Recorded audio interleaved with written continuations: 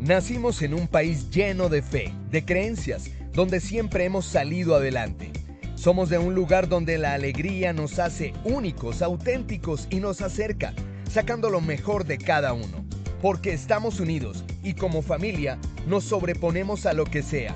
Los colombianos nunca estamos solos, siempre nos acompañamos, trabajamos juntos para lograr nuestras metas y esa solidaridad nos llena de orgullo. Somos parte de esta tierra y la vivimos con el optimismo que nos representa. Y es que Colombia nos pertenece, la felicidad que nos caracteriza nos pertenece, las ganas de ayudar nos pertenecen, el optimismo nos pertenece, la vida nos pertenece. Y la única aseguradora que es de todos los colombianos, no puede ser la excepción, Positiva nos pertenece. Por esto y mucho más, Colombia vive Positiva.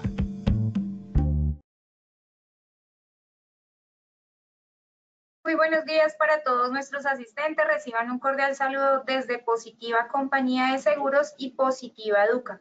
Soy Paola Quintero, quien les acompañará hoy como moderadora en la acción educativa de la Comunidad Nacional del Conocimiento en Medicina Preventiva y del Trabajo, con la temática titulada Sesión 1, Bases de Promoción de la Salud y Prevención en el Trabajo.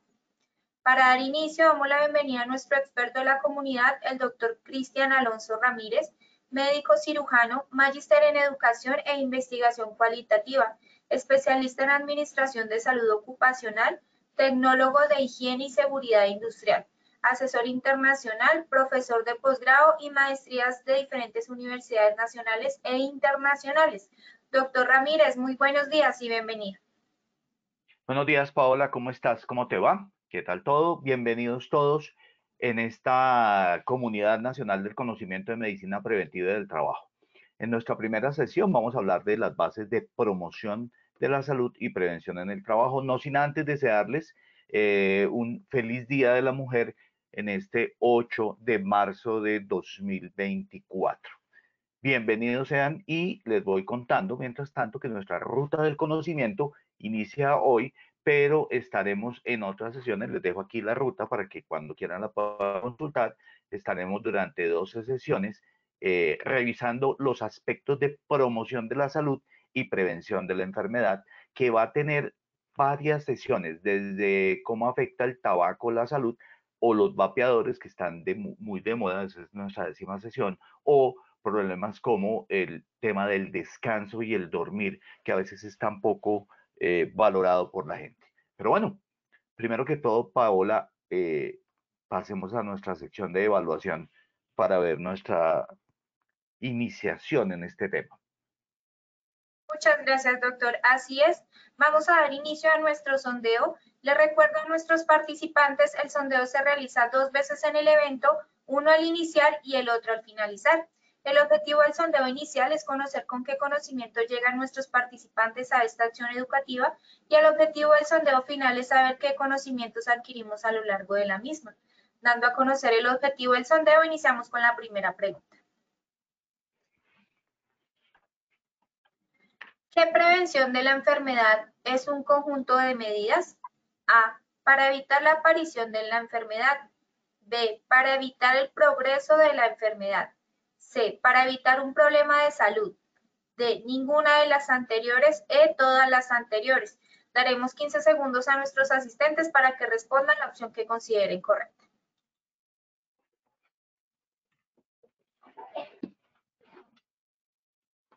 Estos son los resultados de nuestra primera pregunta. A. Para evitar la aparición de la enfermedad, 21%. B. Para evitar el progreso de la enfermedad, 4%. C. Para evitar un problema de salud, 9%. D. Ninguna de las anteriores, 3%. E. Todas las anteriores, 62%.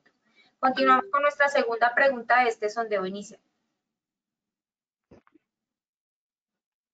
¿Qué es un estilo de vida saludable? A. Hábitos.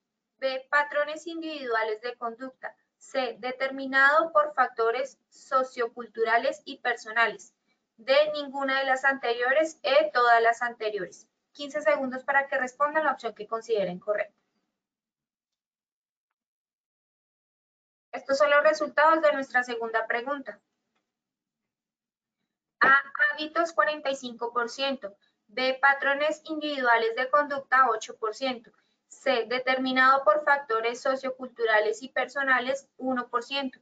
D, ninguna de las anteriores 5%. E, todas las anteriores 42%. Continuamos con nuestra tercera y última pregunta de este sondeo inicial. ¿Cuáles de las siguientes frases considera cierta? A, el sector salud puede sola asegurar la salud. B, el control de la salud es externo a las personas. C, la salud requiere del protagonismo de la población. D, ninguna de las anteriores. E, todas las anteriores. 15 segundos para que respondan la opción que consideren correcta. Estos son los resultados de la tercera pregunta. El sector salud puede sola asegurar la salud, 5%. B, el control de la salud es externo a las personas, 5%. C, la salud requiere el protagonismo de la población, 50%. D, ninguna de las anteriores, 21%. E, todas las anteriores, 20%. Conociendo así los resultados de este sondeo inicial, le damos el paso a nuestro experto, el doctor Ramírez. Bueno, muchas gracias, Paola. Para iniciar esta parte, yo creo que, y siempre dejamos como una frase, he dejado esta frase de un filósofo chino que se llama Lao Tse, muy seguramente lo han oído nombrar por lo menos por su Lao Tse, o sea, por su nombre. 10 gramos de prevención equivalen a 1 kilogramo de curación. Tratando siempre de enfatizar que la prevención es lo más importante. Sin embargo, y para que lo tengamos en cuenta, aquí vamos a estar sobre la disyuntiva de promoción y prevención. Vamos a mirar de qué se trata esto y hoy, gracias a esta primera conferencia, lo que vamos a hacer es fijar esos conceptos básicos para luego continuar con toda nuestra labor de promoción y de prevención a todo lo largo de nuestros sistemas de gestión de seguridad y salud en el trabajo. No sin olvidar que lo más importante tal vez es la parte común, es decir, no laboral, en relación con la mayoría de enfermedades, es decir, la parte laboral tiene un mejor control, tiene mejores actividades, pero no es el todo. De manera tal que decretos como el 3050, que nos permiten y que van a tener además de eso una actualización de la cual estaremos hablando muy seguramente tan pronto salga, en la cual estamos participando con los diferentes ministerios, indican que los procesos de promoción primero, prevención posterior, atención, curación, el proceso secuelar, siempre va a tener la posibilidad de que de alguna manera intervengamos en la salud, pero sobre todo tienen un peso muy importante en la parte común. Y esa parte común, obviamente, signa el desempeño de las personas en su trabajo. ¿Cuál es el objetivo general de lo que vamos a hablar hoy? Vamos a hablar de los conceptos básicos de la promoción de la salud y de la prevención de la enfermedad. Y fíjense cómo pegamos promoción a salud y prevención a enfermedad, lo cual quiere decir que primero y privilegiamos siempre de inicio el estar pendientes de cómo se promueven los procesos de salud. Hay muchas definiciones de salud, muchísimas.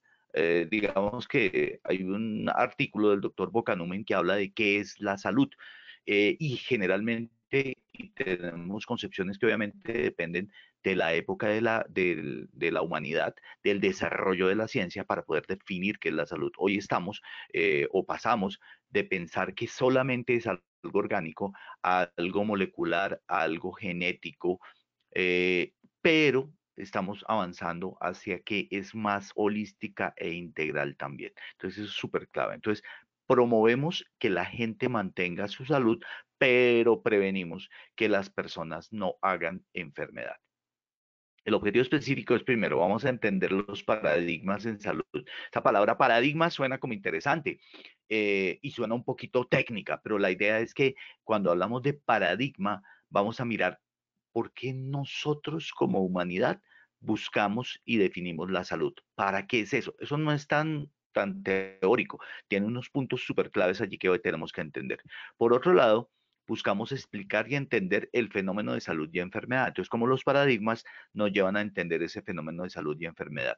Cuando entendemos los elementos que afectan la salud laboral y común, y sabemos cómo este modelo nos explica este modelo de salud y enfermedad, podemos construir elementos más eficientes y efectivos para manejar esos determinantes de la salud o esos elementos que nos permiten. Entonces vamos a entrar a desarrollar herramientas teóricas y prácticas de cómo hacerlo. Y lo vamos a hacer de una manera prolongada durante el año, donde vamos a ir viendo cómo estas herramientas que les presento acá las vamos a ir utilizando a lo largo del uso de la promoción y de la prevención en los diferentes factores de riesgo, tanto comunes como laborales. Lo primero, entremos a definir de manera clara cuáles son esos puntos y elementos principales en la valoración de la promoción y de la prevención y en el entendimiento del mismo. Entonces, ¿qué es la promoción de la salud? Entonces, fíjense que promoción tiene un sinónimo, o más bien, un desarrollo de la misma promoción, promover la salud. Entonces, cuando yo promuevo la salud, y eso es súper clave, salud, no enfermedad, promuevo la salud, es una forma en que yo puedo entender el problema de la salud colectiva. No hablo solamente de la salud individual, lo entendemos desde lo colectivo para aplicarlo en la individual. Y esa forma de entendimiento de la salud colectiva nos permite generar formas de intervención. Es decir, en la medida en que nosotros nombramos las cosas y le damos un entendimiento a las mismas, podemos también enfrentarlas, intervenirlas. Si no sabemos el por qué se producen, pues simplemente no podemos enfrentarlas. Luego, el enfrentar e intervenir la patología depende de cuál es el modelo con base en el cual vamos a tener ese entendimiento de la misma.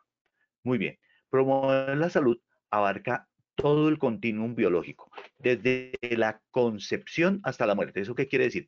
Que la promoción de la salud va desde el momento en que nacemos, inclusive en que se gesta el individuo, cuando en pareja generamos ese nuevo individuo. Y por otro lado, lo llevamos inclusive hasta la muerte. Y uno, ¿cómo puede promover en la muerte? Pues si ya se está muriendo. Pues la verdad es que inclusive allí hay formas de promover una mejor forma de aceptar la vida y aceptar otro hecho eh, desde el nacimiento que está predeterminado, que es la muerte. Su ámbito de acción va mucho más allá del individuo. Entonces no podemos pensar que la salud, y me encantó que ustedes, algunos respondieran el tema como negativo con una frase que no era, que dependía solo del individuo o que dependía solo del sector salud. Eso no es cierto. ¿Por qué no es cierto? Porque la salud en su promoción incluye al individuo, a su núcleo familiar, a la comunidad con la que está, a la sociedad, ¿no es cierto? Para poderlo hacer. Esto lo dijo, por ejemplo, el programa de promoción y salud de Washington, D.C. Y esto es algo que se sigue haciendo y que se entiende desde todos los ámbitos donde se desarrollan estos temas de salud.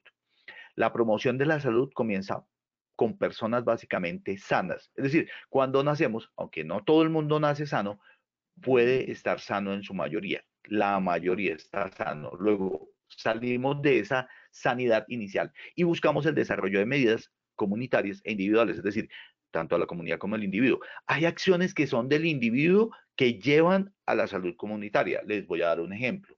Vacunarse no es suficiente. Tiene que vacunarse la mayoría de la población. Por eso ustedes oyeron en el COVID algo que nosotros hemos trabajado toda la vida en promoción y prevención. Si no logramos unos niveles de promoción, yo trabajé en EPS hace muchos años y cuando trabajábamos en EPS yo estaba a cargo del programa de promoción y prevención y algo que me exigían siempre era la cobertura de vacunación. Cuando la cobertura aumenta, aumenta la protección de rebaño, es decir, de la población. Eso significa rebaño, toda la población. Entonces, cuando tenemos la mayoría vacunada, más allá del 95%, eso nos va a proteger como sociedad. Cuando llegan influjos poblacionales, migrantes, eso diluye la vacunación.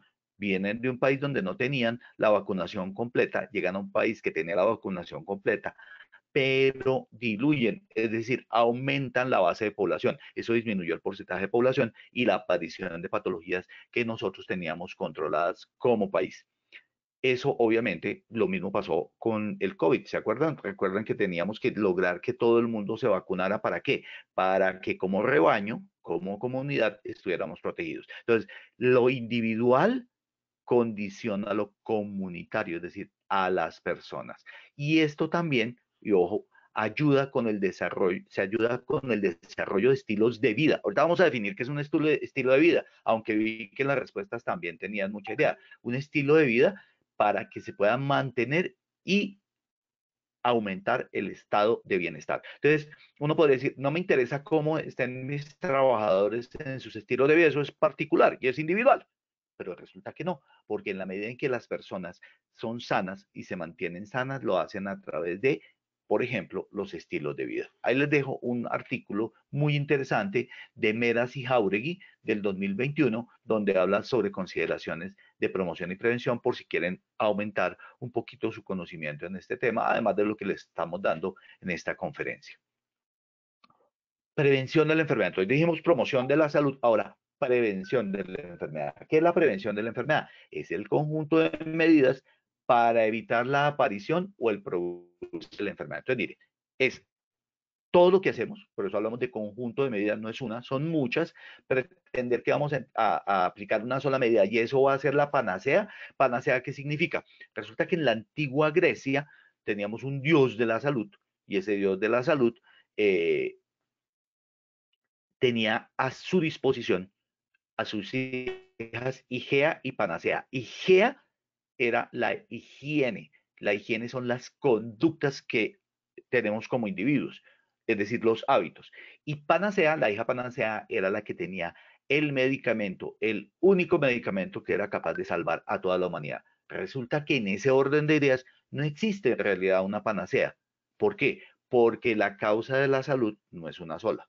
Entonces vamos a ver por qué esto es multifactorial y se interviene de manera interdisciplinaria. Entonces, es ese conjunto de medidas que provienen de las múltiples causas y de las múltiples intervenciones que podemos hacer. ¿Para qué? Para evitar que aparezca la enfermedad. Yo puedo aplicar prevención primaria para evitar que la enfermedad aparezca. Dos, una vez que aparece la enfermedad, puedo disminuir el progreso de la misma. Entonces, por ejemplo, yo puedo aplicar las vacunas. Eso es, aplica para evitar que aparezca la enfermedad. Pero resulta que yo también puedo hacer que esta enfermedad que no apareció, pero que aparece, ¿sí? No apareció por la vacuna, pero si aparece la enfermedad, quiere decir que yo puedo perfectamente evitar que la misma progrese. Por ejemplo, una diabetes puede dañar la enfermedad renal, puede dañar el riñón y entonces aparece la insuficiencia renal. ¿Qué puedo hacer? Puedo hacer que disminuya el progreso, que se lentifique ese daño renal. Entonces, si yo trato bien la diabetes y la hipertensión, voy a evitar que el riñón se me dañe. Entonces, estoy evitando el progreso de la enfermedad. Ahora bien, si la salud ya está muy afectada, yo puedo evitar que aparezcan secuelas o disminuir las secuelas. Es decir, estoy haciendo un continuum a través de el proceso. No es que ya apareció la enfermedad, entonces ya no lo podemos prevenir. Claro que podemos prevenir que, podemos prevenir que progrese, podemos prevenir que se vuelva severa, podemos prevenir que aparezcan secuelas. Eso es muy importante. La Organización Mundial de la Salud también ha definido promoción como esas medidas no solamente para prevenir la aparición de la enfermedad, tales como la reducción de factores de riesgo. Entonces, aquí el punto es que tenemos factores de riesgo de origen común y factores de riesgo de origen laboral que van a llevar a la enfermedad. Entonces, yo debo reducir el factor de riesgo, debo evitar que el factor de riesgo interactúe con el individuo. Por eso hacemos promoción. Promoción significa evitar que el factor de riesgo entre en contacto con el individuo, mientras que la prevención dice que el factor de riesgo ya entró en contacto con el individuo, ya está generando la enfermedad y en ese momento debemos entrar a prevenir el daño que genera este factor de riesgo. Y continúa la Organización Mundial diciendo, sino que también es detener su avance y atener las consecuencias. Es decir, está diciendo lo mismo que hemos dicho arriba. Apareció la enfermedad, detenemos su avance. No podemos detener su avance, atenuamos las consecuencias. Una vez está establecida la enfermedad, en cualquiera de los momentos podemos hacer prevención. Por eso hablamos de prevención primaria, secundaria y terciaria. Inclusive algunos hablan de prevención cuaternaria. Muy bien. El estilo de vida saludable. Entonces dijimos, la promoción se trata de llevar a que la gente tenga estilos de hábito o hábitos de vida saludable y estilos de trabajo saludable. Veamos qué es eso. Entonces, el estilo de vida saludable se define como estilo de vida saludable como el resultado de una serie de hábitos. Entonces, el estilo de vida depende de mis hábitos, ¿no es cierto?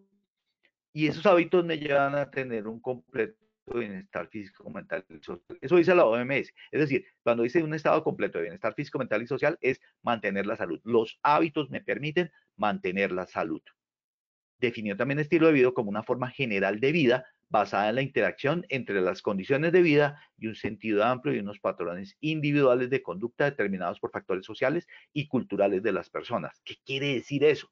Que los individuos construimos nuestros hábitos de salud con base en nuestros patrones individuales de conducta, pero nuestra conducta, a pesar de que nosotros decimos, yo controlo mi conducta, yo soy individual, manejo mi... No, eso no es cierto.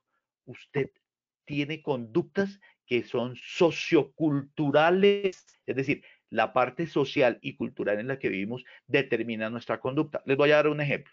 Cuando llegaron los españoles a Latinoamérica, lo primero que les llamó la atención era que aquí la gente se bañaba de manera frecuente. Eso quiere decir que los europeos no se bañaban. Un hábito de higiene. Ellos no se bañaban. Los latinos, los nativos americanos, sí lo hacían. Muy interesante esto, porque eso es simplemente un hábito. ¿Quiénes se bañaban? Los que tenían la costumbre de bañarse. ¿Quiénes no se bañaban? Los que no tenían la costumbre de bañarse. Y decía el sabio que llegó aquí a hacer la expedición con los nativos americanos, decía que observaba con mucha preocupación cómo los indígenas tenían un hábito tan malsano como bañarse todos los días. Hoy en día no concebimos la vida si no nos bañamos. Yo no concibo levantarme si primero no me baño, salgo limpio para afrontar el mundo. Pero eso es un hábito social y cultural influenciado por donde vivimos y lo que hemos vivido y lo que nos enseñaron nuestros padres. Y nuestras características de tipo, claro que sí, nuestro carácter, nuestra forma de pensar nos lleva a una forma individual de comportarnos. Entonces, por eso también depende de las características personales. Luego, yo no puedo solamente influenciar en lo social, o en lo personal más bien, sin entender lo social y lo cultural. Por eso muchas veces fallamos cuando hablamos de estos elementos de promoción y prevención, cuando vamos a tratar de enfrentarnos a una población. Por ejemplo, los hábitos que tienen de socializar en algunas partes de la sabana en los trabajadores de flores. Yo tengo que entender ellos cómo lo perciben, porque yo digo, no, es que yo desde mi ámbito universitario entiendo la reunión, eso es sociocultural. Ellos tienen otro patrón que depende de dónde vienen. Entonces yo puedo decir, no, lo más importante es la educación, como decían nuestros padres. Yo lo que les debo dar es educación. Es muy probable que los otros digan, ¿para qué gasto en educación? ¿Sí? ¿Para qué? Si con lo que yo he tenido es suficiente y no estudié y gané dinero, es probable que gane o no gane dinero. Fíjese que eso es lo que está diciendo de un patrón social y cultural que le da valor a una cosa diferente de lo que le da los valores el resto de personas. Muy bien. ¿Y qué es un estilo de trabajo saludable? Entonces, el estilo de trabajo saludable, fíjese, estilo o hábito saludable y ahora estilo de trabajo saludable. Entonces, hablamos de trabajo saludable cuando los trabajadores y los jefes están en un proceso de mejora continua. ¿Qué quiere decir esto? Que nosotros tenemos unos ámbitos de trabajo que pueden tener algunas no conformidades frente a lo que nosotros determinamos como salud. Pero la idea es que estemos en un proceso de mejora. Por eso hablamos de un sistema de gestión, no de un programa. Pasamos de esa concepción de programa a sistema de gestión. Cómo gestionamos y cómo sistemáticamente vamos avanzando para promover y proteger la salud y la seguridad y bienestar de los trabajadores y la sustentabilidad del ambiente de trabajo, es decir, nuestro ambiente de trabajo en el que estamos, el aire, la luz, el ruido, cómo hacemos sustentable y que nos proteja en la salud a los individuos. Define, además de eso, los estilos de vida saludable como una forma general de vida basada en la interacción entre las condiciones de vida y un sentido amplio de patrones individuales y socioculturales y unas características personales. Entonces recuerden, el estilo de trabajo es como yo garantizo un ambiente de trabajo de seguridad y salud para el individuo. Entonces, es la combinación del hábito con el estilo de trabajo el que me permite avanzar. Ahora, hablamos de estilo de vida saludable. ¿Qué será un estilo de vida saludable? Entonces, existen conductas no saludables. Si yo hablo, yo puedo definir lo saludable desde lo no saludable hacia lo saludable o de lo saludable. Lo voy a hacer de las dos maneras. ¿Qué es una conducta no saludable? Por ejemplo, vivir con exceso de estrés. Es que nosotros en la ciudad vivimos en estrés y eso a veces nos enorgullece. Eso es una conducta no saludable. Vivir en estrés es una conducta no saludable. Dormir poco o en exceso. Es que yo soy súper productivo. Casi ni duermo. Ya hay algunos que le dicen, yo tengo algunos amigos abogados y médicos que me dicen, yo duermo 3 horas y con eso quedo perfecto. Pues no, no queda perfecto.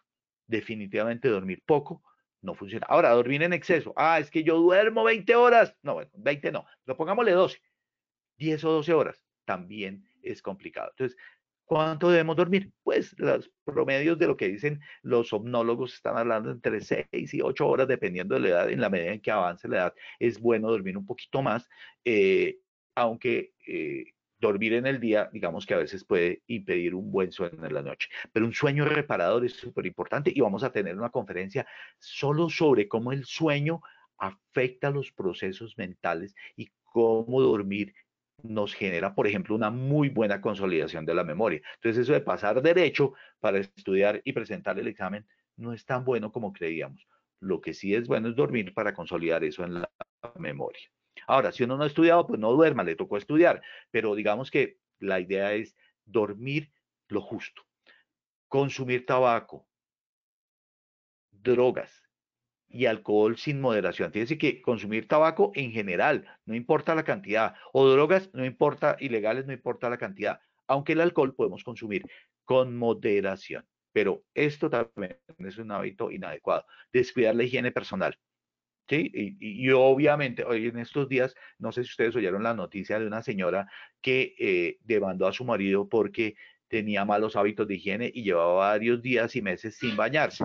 Eso generó que le dieran una indemnización. Yo también pediría indemnización, como esta señora, en caso de que mi pareja no se bañara o las personas como, con quien vivo o trabajo no se bañaran, porque definitivamente no es nada agradable.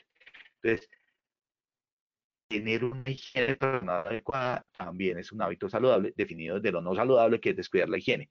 Descuidar la alimentación. Es que las hamburguesas son espectaculares. Sí, es cierto, son muy ricas, pero consumirlas todos los días definitivamente no lo son. Ustedes oyeron de un estudio de un personaje que se dedicó a comer hamburguesas todos los días, a desayuno, almuerzo y comida, porque le habían dicho que supuestamente era excelente y él quería demostrar lo contrario. No voy a nombrar la marca de las hamburguesas, pero el señor al mes y medio estaba muerto. Yo, de hecho, si yo como 2 días seguidos hamburguesas, ya me siento como mal, no sé ustedes. El sedentarismo, es decir, no hacer o no moverse. Claro, la idea cuál es, si yo tengo que ir al centro comercial y me queda 2, 3 cuadras, pues camino. Yo usualmente estoy calculando cuánto camino al día para saber que no estoy sedentario. Desatender las medidas preventivas. Entonces, cuando uno ve a una persona sin cinturón de seguridad, o como lo vemos en los taxis, ¿no? Que ponen el cinturón de seguridad en todo menos en su receptor del cinturón, y entonces están cumpliendo la norma de que les vean un cinturón, pero no tienen el cinturón de seguridad. Realmente eso es un hábito que desatiende las medidas preventivas. Y es un hábito porque estamos diciendo, es que nosotros los colombianos somos un poco eclépticos. Yo no creo en ese tema del cinturón de seguridad. Yo no creo en el tema de las vacunas. Ustedes lo oyeron, eso sucede a nivel del mundo. Entonces, soy vivo, no me pongo el cinturón de seguridad. Qué bueno que seas vivo. Vas a morir sin cinturón de seguridad o vas a tener unas lesiones gigantes. Yo hago certificación de discapacidad y lo que veo de lesiones por la gente no utilizar el casco en la moto, no utilizar el cinturón de seguridad en sus vehículos personales o cuando van de pasajeros, ocasiona unas lesiones gigantes. Bueno, eso es una decisión individual. Las relaciones personales desfavorables, ser una persona que, mejor dicho, pelea con todo el mundo y tiene todos los conflictos del mundo, tampoco es una conducta saludable. Ahora veamos qué es una conducta saludable, es mantener una buena alimentación, un correcto aporte de equilibrio nutricional, es decir, buenas verduras, hidratos de carbono. No significa que no comamos azúcares, claro, y no significa que no comamos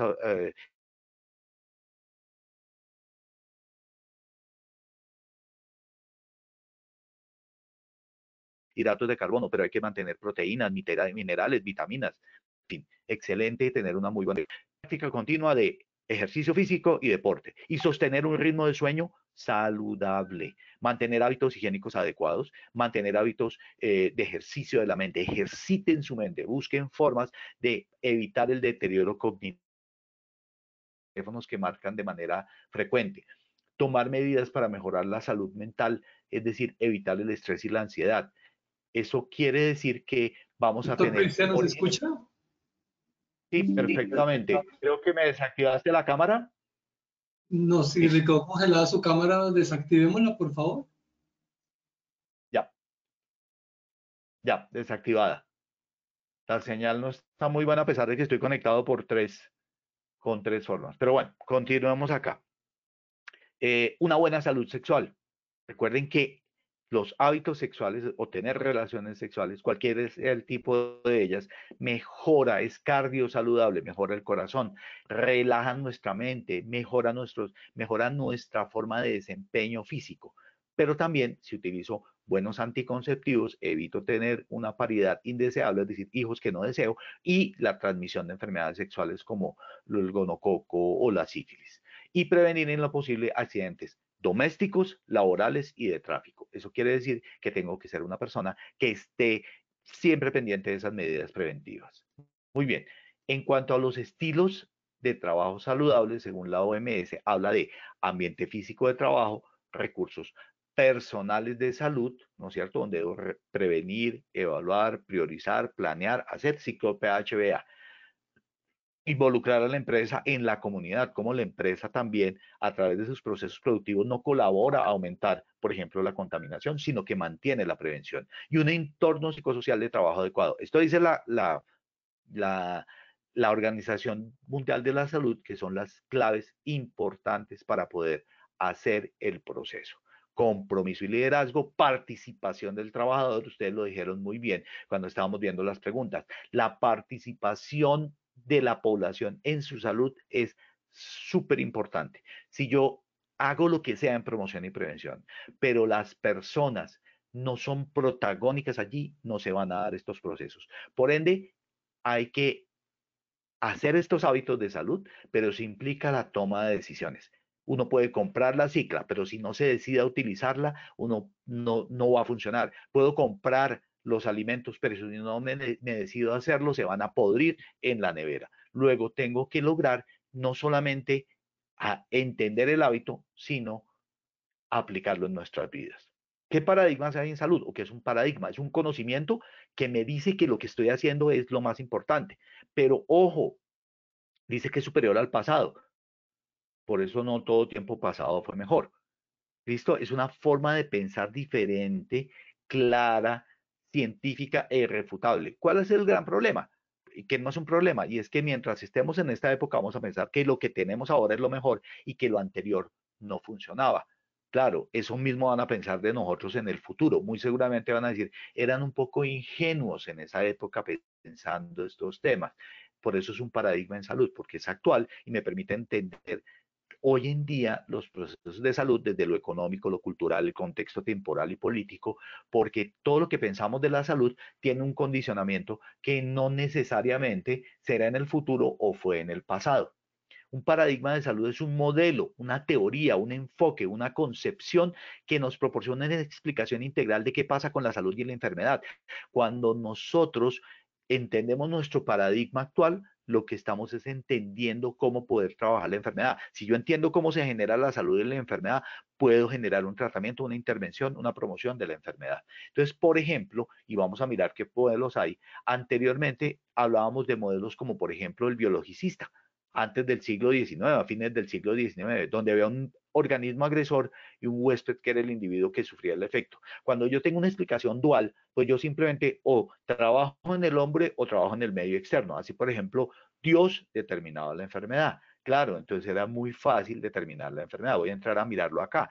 Este modelo biologicista era un modelo mecánico, lineal y simple, que postulaba la enfermedad como un estado, un padecimiento que tiene una causa específica, empírica y científicamente observable. ¿Para qué? Para los científicos de la época. Por eso no se lavaban las manos cuando iban a las cirugías, porque no entendían que había bacterias. Si yo no entiendo eso, pues simplemente no lo puedo atacar y no lo puedo tratar. Entonces miren cómo el modelo determina cómo hago el tratamiento.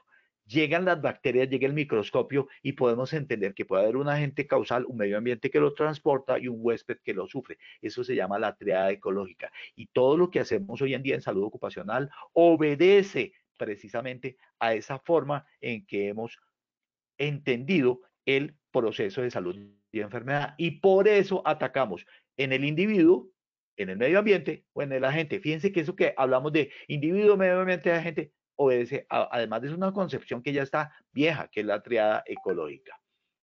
Posteriormente viene la LONDE, ahí les dejo algunos el estudio y el link con el cual pueden acceder, que habla de 4 elementos. El primero es el medio ambiente.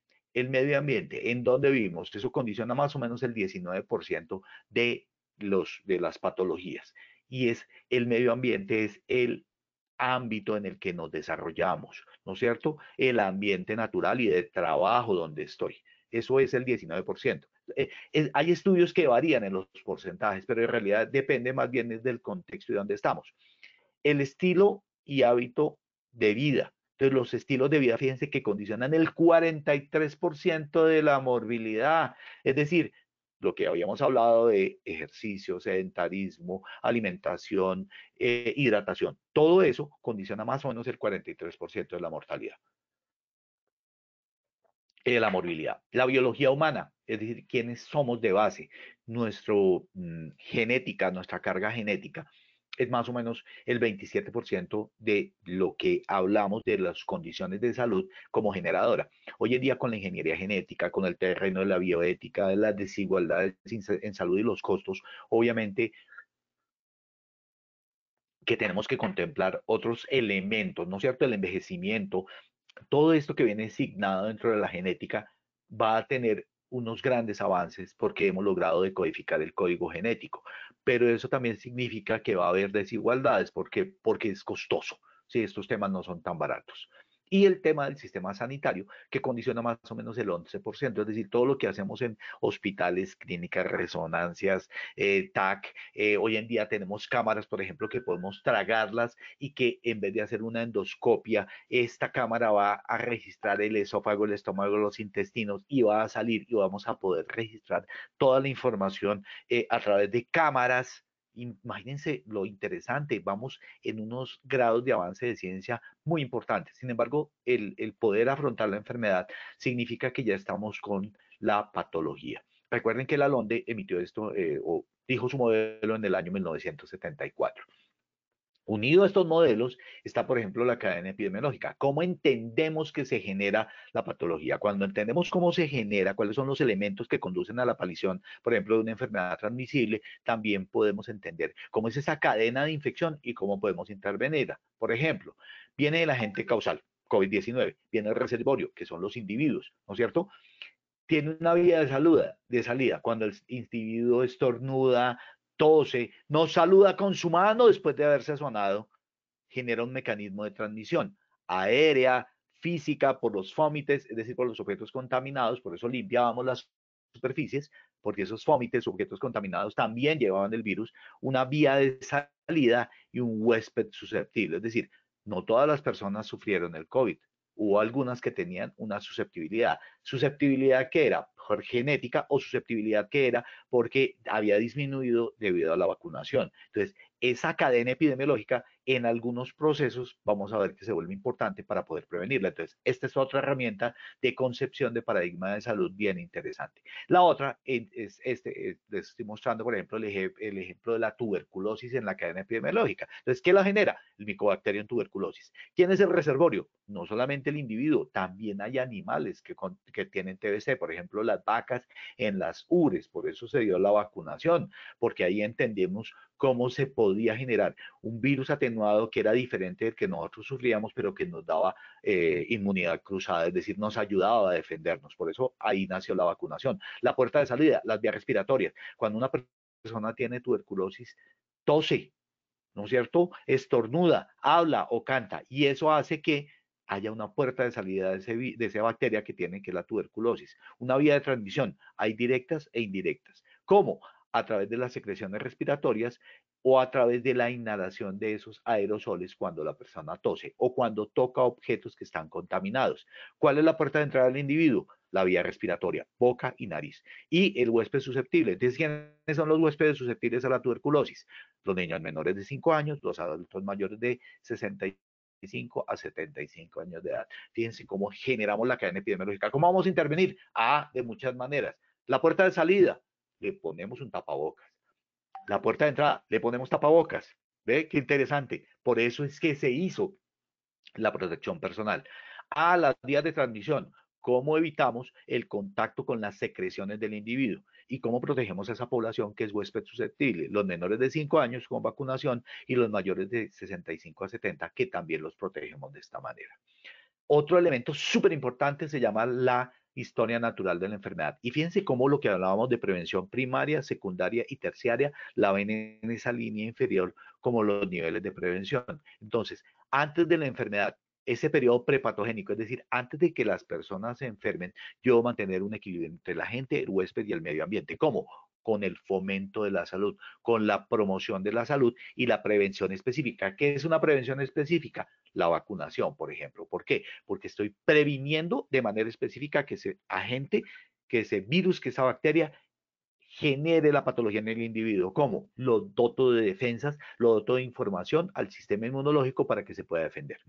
Luego viene el periodo de latencia, es decir, ya está la bacteria o el virus dentro del individuo, pero se demora, como pasa en el virus del VIH, se demora 6 meses en que comiencen a aparecer, en que pase el horizonte clínico. En esa línea roja es el horizonte clínico. Entonces, ahí ya la persona ha tenido unos cambios tisulares, es decir, en sus tejidos, y luego aparece la enfermedad. Pasa el horizonte clínico y tiene unos signos y síntomas que no son tan claros. Luego viene la etapa clínica, donde ya los signos y síntomas son claros, ya viene el defecto o el daño y luego viene el estado y la muerte. Fíjense cómo en estos diferentes periodos, cuando yo hablo de antes del periodo de ese horizonte clínico, la idea es tener un diagnóstico precoz. ¿Cómo? No tiene signos y síntomas, pero supongo que por la edad y hábitos puede hacerlo. Entonces yo le puedo hacer exámenes previos, ¿no es cierto? Entonces por eso están los chequeos ejecutivos.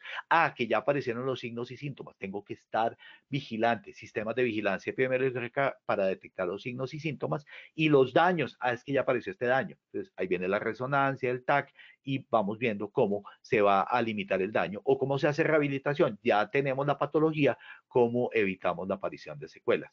Ejemplos hay muchos. Este es en el caso de la diabetes tipo 2. Entonces, hoy en día sabemos que en el caso de la diabetes, el consumo de carbohidratos y de azúcares va generando un uso de la insulina y el glucagón. Claro, antes pensábamos que eso no tenía que ver. Hoy en día sabemos que el páncreas viene determinado con un número de disparos para toda la vida. ¿Eso qué quiere decir? Que cuando a los niños les damos grandes cantidades de azúcar, lo que estamos haciendo es, fíjense que a nosotros daban chiclets, a los niños hoy en día les dan un rollo de un porte de 10, 15, 20 centímetros lleno de azúcar para que lo consuma durante el día, con eso está tranquilo. Eso va generando disparos del páncreas y va acabándolos. Venimos programados para que en algún momento se acaben, luego tenemos que protegerlos. Entonces, un punto clave es entender cuál es la historia natural de la enfermedad y cómo prevenirla. Existen otros modelos, por ejemplo es de neumoconiosis, entonces también cómo podemos evitar que la gente entre en contacto. Clave, lo vimos la vez pasada en la clase, en la conferencia de esta semana que hablamos de neumoconiosis. Pues yo sé que el paciente puede tener disnea, hemoptisis, disnea, dificultad para respirar, hemoptisis, pota, secreción con sangre o presenta unos rayos X anormales. Son los 3 elementos que yo tengo que vigilar. Modelos como el de Julio Frenk, ¿no es cierto? Donde habla de todos los elementos como el servicio de salud ocupacional es importante dentro de la generación, pero no solamente eso. Miren que aquí habla de estilos de vida, de educación, de seguridad social, de alimentación, de estructura ocupacional, de ciencia y tecnología, de cultura, de estructura económica. Todo esto tiene que ver con la salud, pero ya son modelos mucho más complejos para entender la enfermedad. Y el modelo multinivel, donde tenemos clarísimo que las personas tienen una serie de niveles donde hablamos de unos determinantes proximales y unos determinantes distales, como las condiciones generales socioeconómicas, de cultura y de vida en el trabajo, mientras que los proximales dependen del individuo y de su caudal genético o de las influencias comunitarias. todo esto va a generar un proceso donde tenemos que estar pendientes de qué está pasando por la salud. Pero es importante que todos estos modelos tienen un peso en la mortalidad y un gasto. Fíjense cómo, por ejemplo, este modelo que es de Dever del año 76, que fue ligado de una vez al modelo de Lalonde, decía que, por ejemplo, el sistema de asistencia sanitaria tenía un peso en la mortalidad del 11%, o sea, si no los atendíamos, si no llevábamos a cabo las intervenciones, se morían el 11% por esta causa. Sin embargo, gastábamos el 90% de nuestro acervo económico en detener o hacer la asistencia sanitaria, es decir, resonancias, hospitalizaciones. Gasta muchísimo dinero, pero no tiene un peso tan alto en la mortalidad como si lo tienen los estilos de vida, es el 43%. Es decir, cómo promovemos que la gente tenga estilos de vida saludable. Lo mismo pasa en el trabajo. ¿Qué es lo más importante? Y miren, medio ambiente, 19%. Claro, biología humana hoy en día no lo podemos trabajar tan fuerte, sin embargo hay cosas como, por ejemplo, nosotros vivimos a 2.600 metros de altura y tenemos una gran exposición al sol, pues ya sabemos que nuestra piel, dependiendo del color, puede dañarse, entonces utilicemos protector solar. ¿Listo? Entonces, ese tipo de cosas son interesantes tenerlas en cuenta cuando tomamos las decisiones de cómo vamos a hacer nuestros trabajos de promoción y prevención, tanto de origen común como de origen laboral en las empresas. Entonces, hoy en día estamos sobre paradigmas que van apuntando más hacia la multicausalidad jerárquica, es decir, no entendemos que es una sola causa, el enfoque hacia la salud y no hacia la enfermedad, la interdisciplinariedad, no es el médico, es el médico más las terapeutas ocupacionales, física, psicología, psiquiatría, sociología, son múltiples disciplinas que podemos involucrar en el tema de la salud. Y la comunidad participando, súper importante, y lo refuerzo, es el papel protagónico de la población.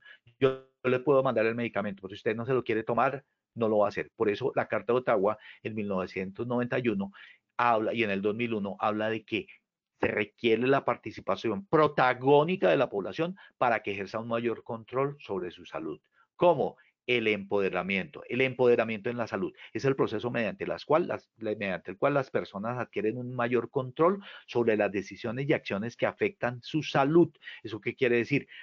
Nosotros podemos hacer lo que queramos en el ámbito de promoción y prevención, pero definitivamente si la gente y los individuos y los trabajadores no se meten allí y están pensando que es labor solamente nuestra como equipos de seguridad y salud en el trabajo, como médicos, como terapeutas, pues simplemente estamos mal porque ellos no van a hacerlo. No son niños, son adultos que deben tomar en sus manos la salud.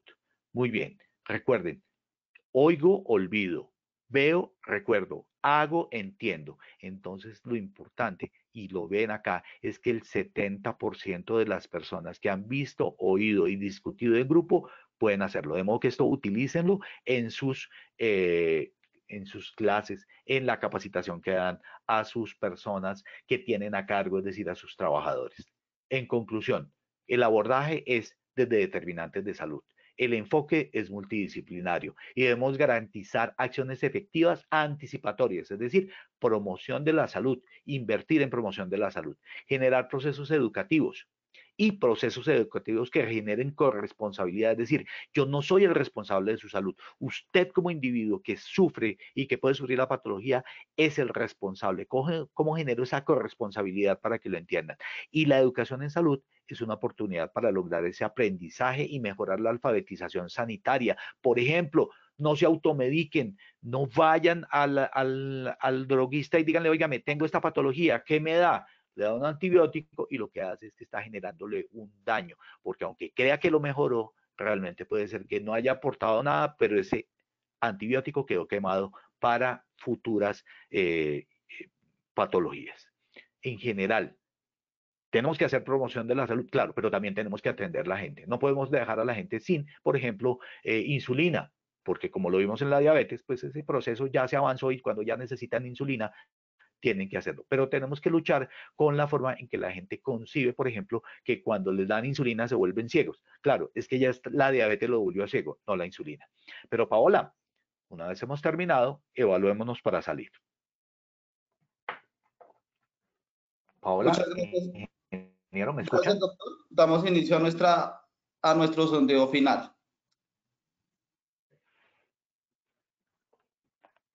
La primera pregunta es,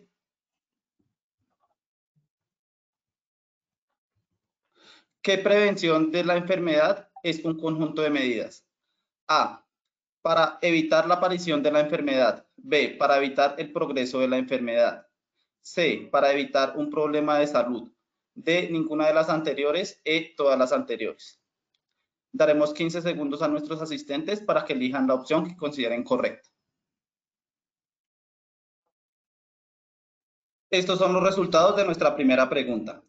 A, para evitar la aparición de la enfermedad, 16%. B, para evitar el progreso de la enfermedad, 4%. C, para evitar un problema de salud, 5%. D, ninguna de las anteriores, 0%. E, todas las anteriores, 74%. Doctor, ¿cómo nos fue con esta primera pregunta? Continuamos con la segunda pregunta de nuestro sondeo final. Continuamos con la segunda pregunta de nuestro sondeo final. ¿Qué es un estilo de vida saludable?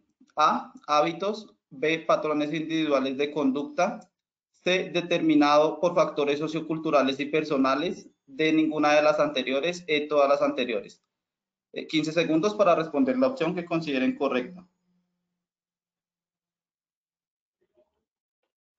Estos son los resultados de nuestra segunda pregunta. A, hábitos, 36%. B, patrones individuales de conducta, 4%. C, determinado por factores socioculturales y personales, 3%. D, ninguna de las anteriores, 1%. E, todas las anteriores, 56%. Doctor, ¿cómo nos fue con esta pregunta? Nos fue muy bien también. Pasamos, recuerden, fueron todas las anteriores. Pasamos de un 42% a un 56%. Vamos muy bien. Muy bien, muy bien. Continúa. Muchas gracias, doctor.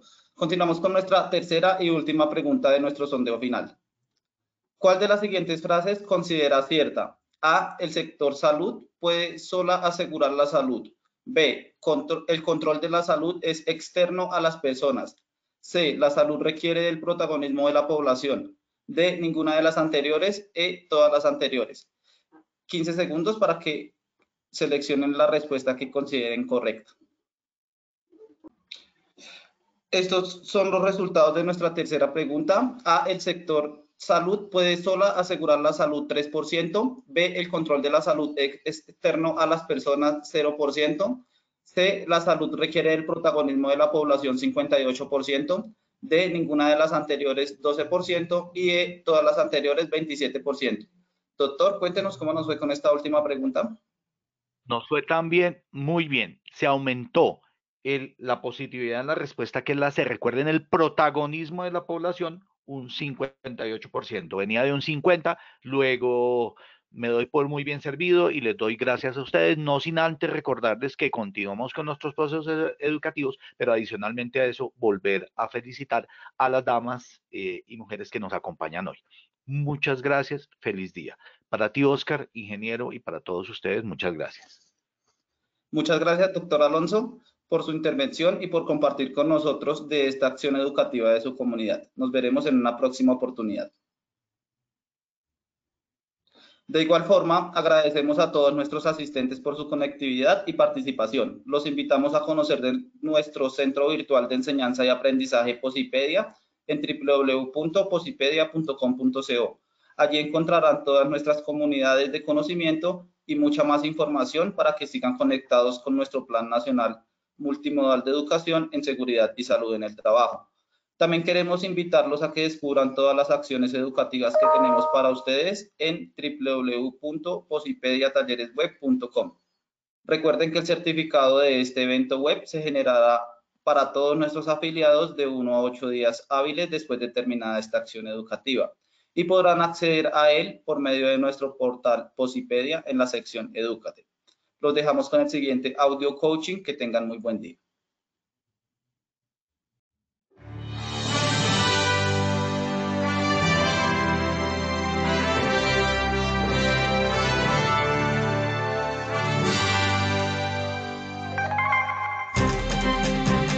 Bienvenidos. A partir de ahora dispongan cada uno de sus sentidos para vivir y disfrutar las experiencias sonoras de Positiva Educa.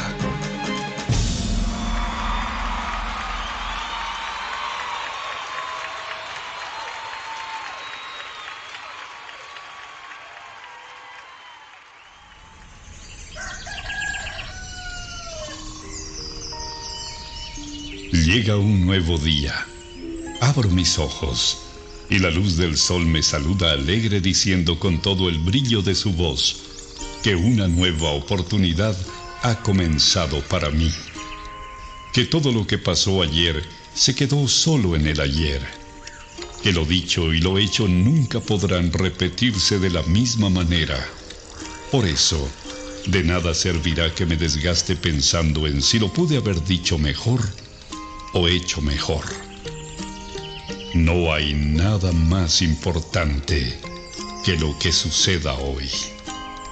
Por eso, veo y veré cada día como el maravilloso regalo en el que la vida me entrega las llaves para abrir la puerta principal de una nueva opción, un nuevo intento, y debo afrontarlo con toda la esperanza puesta en todo lo que soy capaz de hacer, celebrando siempre el estar vivo y poder hacer parte de una familia llamada sociedad y de una casa llamada mundo. Todo lo que me sucede tiene un para qué, y ese será el detonante que hará que mi corazón explote de júbilo en cada momento de la vida, sin quejarme por nada de aquello que no salió o salga como yo espero. Y sabiendo de cada una de mis cualidades, dones y potencial como persona, me conjugaré en una sola fuerza para entregar la mejor versión de mí en lo que hago, haciéndolo de la mejor manera, porque no hay trabajo más productivo que el que se hace con alegría. Pensando en ello, mi primera herramienta será mi fuerza de voluntad, sabiendo que ella es el cimiento que hará que levante inmensos sueños. Porque si el trabajo me otorga pan y sustento para mi cuerpo, también es medicina para mi alma. Cuando escogí lleno de ilusión el trabajo que quería hacer y a lo que quería dedicarme en mi vida, también decidí hacer lo que más me gusta. Así comprendí que solo haciendo el trabajo que me gusta, celebraré la dicha de estar ocupado. Creo en mí y sé que soy capaz de alcanzar lo inalcanzable, siempre y cuando la firmeza de mis pasos me cuide de no pisotear a los demás. En ello tengo puesto cada uno de mis sentidos.